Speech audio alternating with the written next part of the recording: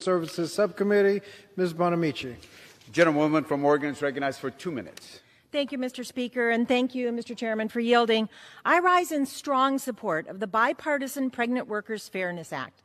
As a mom and a policymaker, I know how important it is to protect the health, well-being, and economic security of pregnant workers and their families. Unfortunately, under current federal law, pregnant workers do not have access to reasonable workplace accommodations. Simple accommodations, such as providing seating, water, or an extra bathroom break, would allow pregnant workers to stay safe on their job during pregnancy. But when pregnant workers do not have access to the accommodations they need, they are at risk of jeopardizing their health and the health of their baby, losing their job, being denied a promotion, or not being hired in the first place.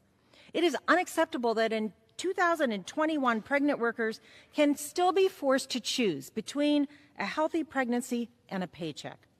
Congress passed the Pregnancy Discrimination Act more than 4 decades ago, but pregnant workers still suffer discrimination at an alarming rate. Megan, a manufacturing worker in Oregon, was forced to take an unpaid leave after her employer denied her modest request for light duty 3.5 months before her due date. Now, Oregon has since passed a state version of the Pregnant Workers Fairness Act, and it's working very well, but pregnant workers across the country need fairness too.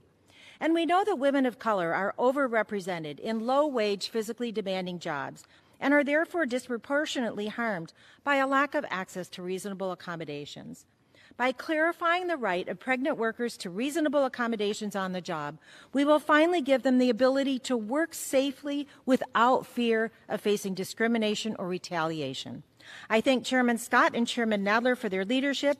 I urge my colleagues to support this bipartisan bill. And, Mr. Speaker, I request unanimous consent to enter a letter into the record from the National Partnership for Women and Families in support of the Pregnant Workers Fairness Act.